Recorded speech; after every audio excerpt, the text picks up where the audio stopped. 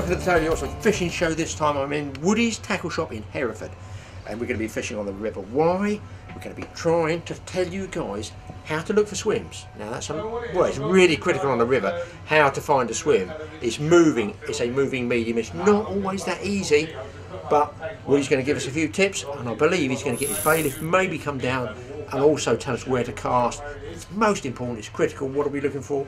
Anything that comes along, buddy. Might be a barbel if we're lucky, chub, perch, roach, who knows. I'm so excited, I've never even fished here before. I can't wait to chat to Woody. Hi there, Woody. Hello, mate. Good time to see you, mate. And you, mate? How things? Yeah, well, it's good. Well, we've actually, you know, had some hard fishing. We've been up on the 7. We've got a bit of tough fishing, but we've got 2 films out of it. We're now down here. Well, hopefully you're going to point us in the right direction. I've never fished it. I'm hearing very good vibes about this place on the Wye. So what exactly is it all about? Right then, we're going to have a look at the Wye. Now, the nice thing about the Wye in the last few years, the barbel population has absolutely boomed. Well, I know you've been on the 7 with Mel, and that's where I started my barbel fishing, and Luton and Kiddie. Right, we're going to have a look at some wonderful and wild water. Now, we're lucky, we've got species, we've got chub to £7, we've got double figure barbel plentiful, big roach to 2, we've got perch to £3.5, we've got some lovely big cocktails, which is more of a winter sport than that. But what we're mainly going to have a look at is the chub, the perch, and the roach fishing today. Big wagglers and that. There's loads of bite, loads of fish to be caught, but we need loads of bait. That's the thing on the Wye. Now, I'm just going to ask from a tackle point of view here, as that sprung straight into my mind. You mentioned waggler, and yet we're on quite a fast flowing river. Right then, on the Wye today, I'd suggest using a 4SSG balsa bodded waggler. Oh, I got it, yeah. The whole idea of that, between that and the peacock, where you're going to be fishing 4 to 5 foot of water, but for the barbel, we're going to be dragging on maybe 3 to 4 foot. Now, if we use the peacock waggler, the drag's going to pull the float under. Exactly. By using the balsa top one, that will pull through water for us, slowing the bait down, obviously, so giving the fish more chance to get to it, but obviously we can run through over the gravel and the weed with that fish. So, depth-wise, with this float, you can't mend the float, you can't mend the line to get to the float like you would top end trotting normally. It's at the bottom, because there's so much weight there, so much weight carries it. Yeah, but because we've got so much weight, we can pull into it. Oh, you can? Yeah, you can get the line, we can get the line nice behind there, where we're off this lighter one, I try and mend that, and I'm going to bring it straight off away from your feeded area. So this will give us more chance to run down the peg and be in control of the float as well. Now, when you said waggler with small baits, can you use big baits like lunch and meat on that? Lunch and meat, pellets, bunches of maggots, bunches of castor, anything you want. Because literally, if we want to put a bigger bait, we take less shot off, we've got more density. Density will pull down with the weight of the bait. So a big piece of lunch meat, you can take one shot off and allow for the settlement of the meat going through? No problem at all. No problem. Okay. Now, you mentioned just briefly there about the barbel booming here.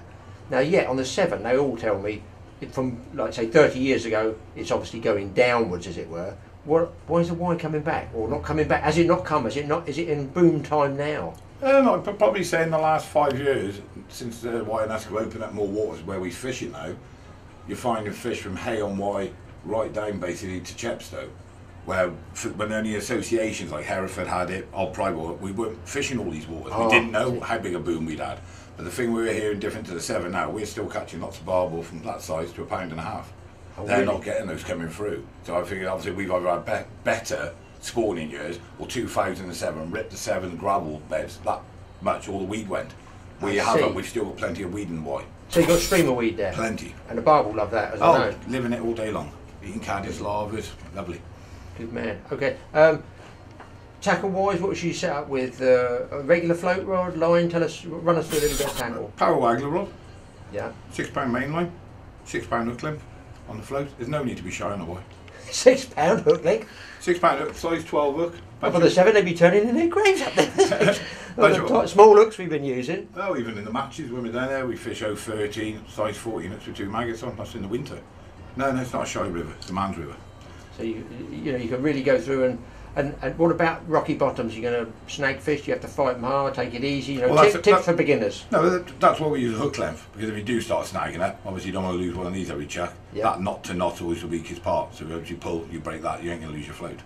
So basically, if you say you use a £6 Maxima line, which is thing, and then something like power line in say £6, the Mac is always going to be stronger.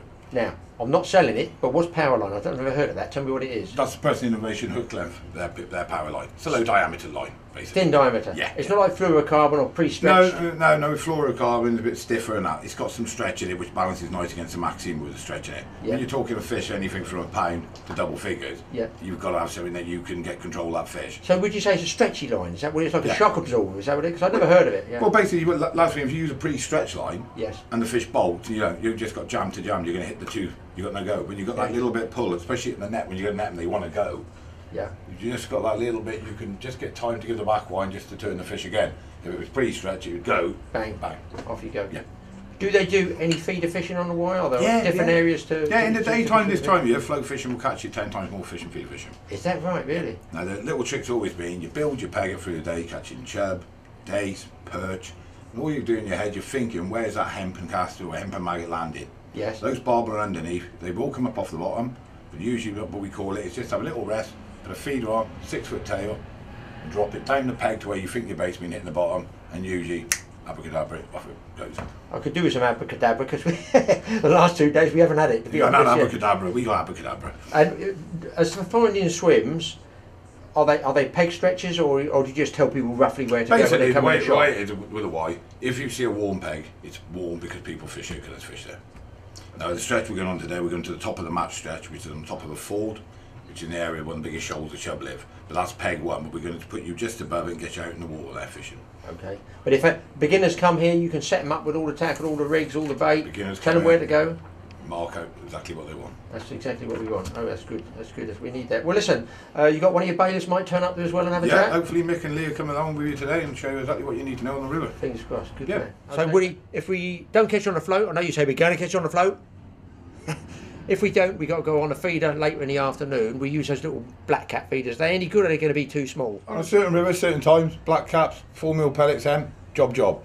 When it's a bit like this, I like to get a bit more bait in. When going into the evening, when they're coming into that witching hour, I like to get plenty of hemp, hally, crushed ground bait in my feed. So I use an open end feeder. As you can see, I've got millions of different types of feeder, but the one I'm going to show you, is something you wouldn't have seen, is my own range, which are made specially for me, which are these little beauties. So you call them a cage feeder? Well, they're basically a very big cage feeder and a medium cage feeder.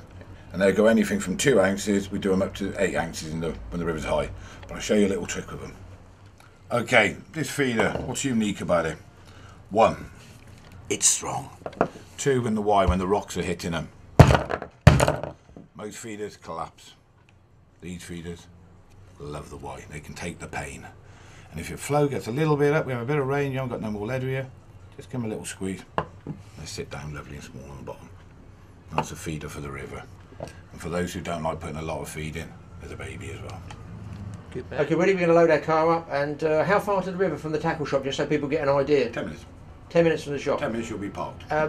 Accommodation? You can sort. Yeah, we got B&B. Can you sort the accommodation out as well? Get to so anybody phones up Woody's, you can sort the accommodation, where to fish, what bait, tickets, hotel, pub, booze, everything, start to finish. Good man. Okay, thank you very much. No problem, all son. Let's get that cracking now, Mike. That sounds good to me anyway. In the car, let's get down there. Well, we're all rigged up, got the float rod ready, got the maggots. Lee, whereabouts am I putting these maggots? You want to put these maggots about mid-river to 3/4. Right. That's it, perfect. Are you going to fish what? A couple of maggots on a hook there? You want to fish? I start off on treble red. Treble. Yeah. Is that a favourite for you? Treble, favourite for red. Me, red you like maggots, reds, yeah. Yeah, that's favourite for me. And in your swim, you're going to pick up what you're likely to pick up. You know, roach and perch and chub now. You should pick up basically chub, A few perch, maybe some very big perch come out of this bag this time of year. Really? What do you call big? What sort of size would you say? £3 plus. £3 plus? Yeah. And that's just on maggots? Yes, just on maggots, yeah. You may pick a barbel up as well out here. So. Jungle casting, this, isn't it? Just watch your back cast there, mate. Yeah, I'm not quite sure. We'll do a cast first and try it. Let's go that way. Tell us about the technique, about how you want to trot like that. Well, basically, you need to keep your line, you need to mend your line and get it up behind the float. Which, like I said, with this downstream wind is awkward. Yeah. But when you cast, you need to cast downstream, slightly downstream, and then keep the line behind your float. So I've got a big belly in my float. You might be better with a quiver tip down the bottom, mightn't you? Well, we've given the rod to Lee so he can show us how to do it properly. And he's on, we switched rods and he's onto a fish. Is it perch? A perch, yep. Nice perch.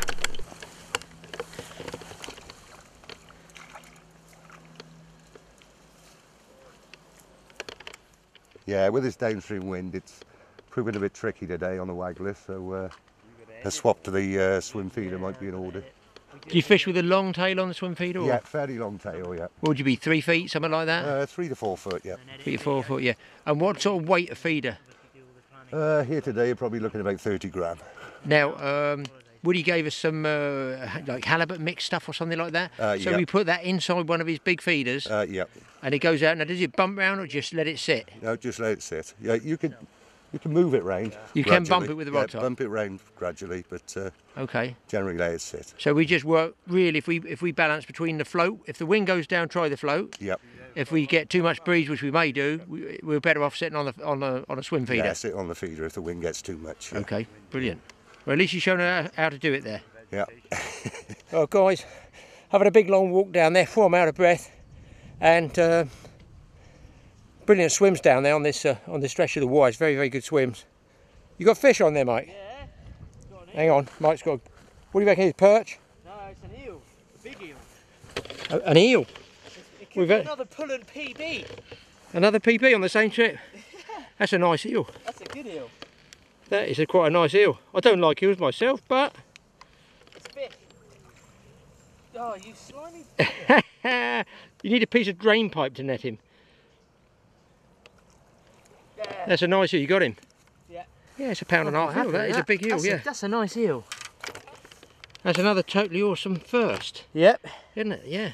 And could be another PB. This will be the Yeah. third PB of the trip. Look at this. Still about 3 feet long. Right. Look at his head. You can see his head there. Yeah. And a nicely hooked, this one. Yeah. Right in the lip. Nice On eel. the maggot and casters. Do you want a still? Yep. Well, I am covered in slime now, so we're going to get him back in the water, see what else we can catch. We've caught quite a few species already. I've already had chub, perch, Yeah, but hang on. eel. Hang on. Whose car are we going back in? Mine. You wait till you get the smell in your car of eel slime in the net. It's lovely.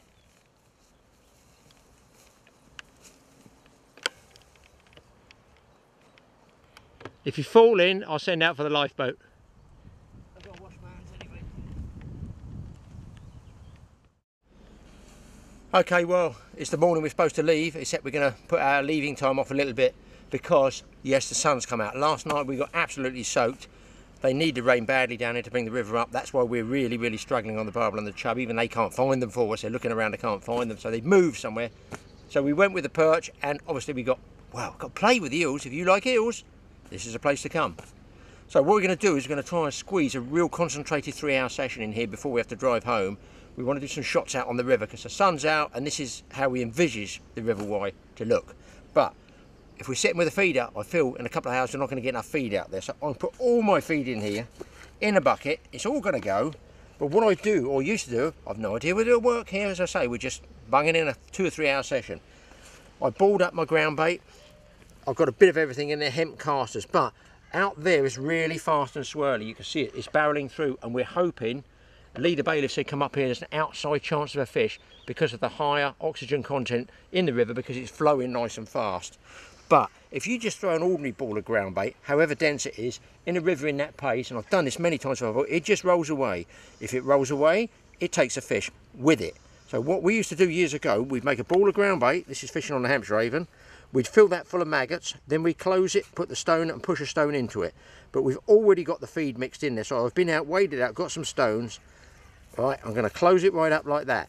Now, if you're fishing at the back of streamer weed, for barbel, chub, whatever, you can use a ball and drop it at the back where there's a slight die-off of the current. But here it's pretty pacey, so what I'm going to do is a totally awesome trick that probably every barbel fisherman knows. Make that ball of ground bait a little bit flat like that. It will sit there, the current will hit this inside edge here, and eventually it'll flop it and it will rest. It will find somewhere to rest. The particles break off downstream. Hopefully the fish move in on it. There's hemp, casters, bits of luncheon meat. I'm surprised I didn't put the fried breakfast in there as well. It's all in there, you know, the Graham Pullen method, it's in there. So I'm basically going to fire about 6 or 8 of these while we go and film some of this exquisite scenery for you. When we come back, hopefully there might be a chance of picking a fish up before we leave.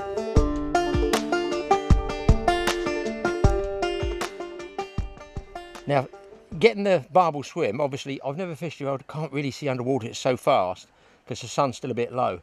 But you're just looking for an even pace of flow, and as I was always told, look at the speed of the bubbles on the surface out there, and where it starts to slow, like on the inside it's going quite quickly, and there's different flows over there which indicates different speeds, different contours on the bottom of the sea, on the seabed, where am I going now?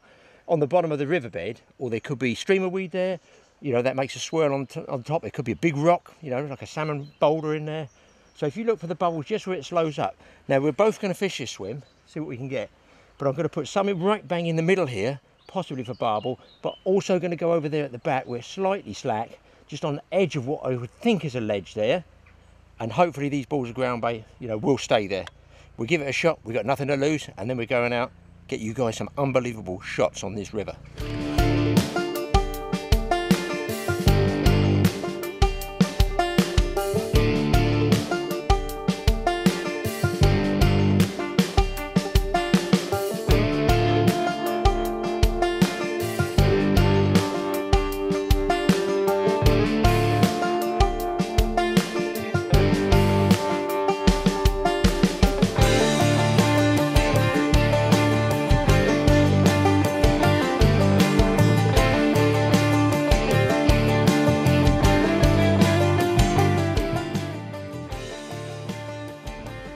Right, so I haven't put those balls of ground bait in.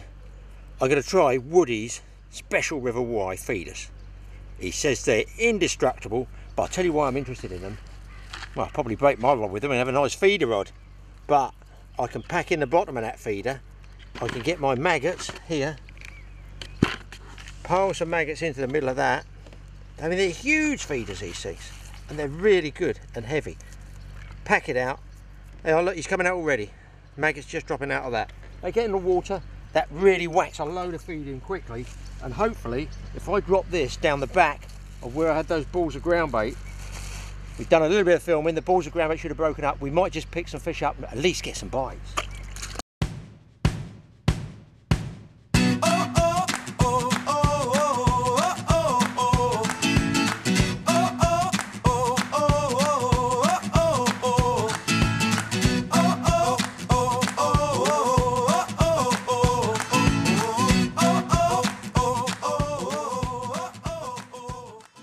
Guys, we're packing up with everything, so we get rid of all our bait. What's the point in taking it home? I don't really want to freeze it because it does actually go off after a while in the hot sunny weather. If it's in the bag, it's not doing you any good at all. If it's in the water, there's a chance something might grab hold of it. And as I say, with a couple of hours short fishing, we're just looking at a bit of filming, a bit of fishing, we might just get lucky. If not, what a day and what a place. I'm on top of the world, now I'm living. The good just gets better, keeps on giving. Not even close to the end, it's just beginning. Life is getting lighter while the days are getting brighter, yeah. And it's a good, I won't even worry anymore. Took all my cares, took and kicked them all out the door. Go on and try, come and tell me what you're waiting for. Move and keep them going till your life is overflowing, yeah. I do a dance of victory. Well guys, another one where Dad has left me on my own to it, and I've hooked up a fish, typical. I've wound it in, I couldn't get to the camera in time, unfortunately, to film me fighting it, but I've got the fish in and it looks like a brown trout.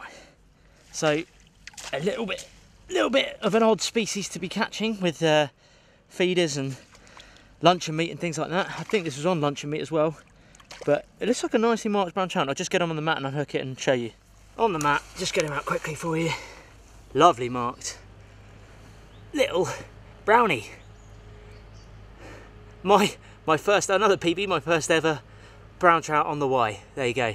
I've been doing well on species in this trip. Really happy with that, but we'll get it back. It's not the species we want, but great little fish. We'll get it back and hopefully maybe get a chance of the famous River Y barbel. Lovely fish, let's get it back. What you got there, Mike? Fish on? Got the second fish of the day. We're only about an hour and a half into the session. We've only got a short session and it looks like another brown trout. Little wildy. Yeah. I think you've already lifted. Beautiful markings on that one. He's probably throated. There we go. There we go. Another small brownie but lovely markings. Look at the markings on that fish. And that's on the maggot. What a lovely looking fish. We'll get this one back. Still can kick them all out the door. Go on and try, come and tell me what you're waiting for. Move and keep them going till your life is overflowing, yeah. I do a dance of victory. Cause now I'm living good, no I'm not living like I used to be. Now talk about things, talk about my mind. Now I'm free from the words that I left behind. I gotta jump for joy and shout aloud and make a sound. Oh, the world can stop me now, no. And on the music I will ride on the beat. Play my guitar while I'm stomping my feet, yeah. I gotta celebrate life and get excited about good times.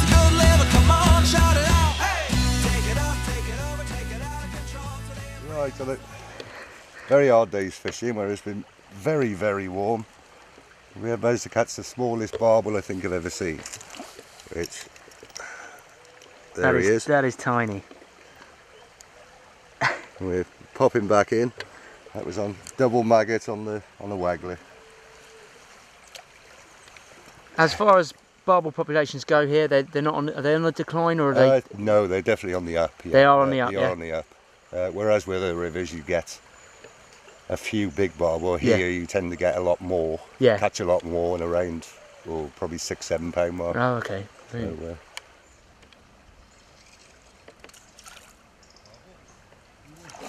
Well, we've not managed to catch big chub or big barbel, which the Y's famous for, but 2 brown trout, wild brown trout that Mike got, shows you something, and I'll tell you what a day.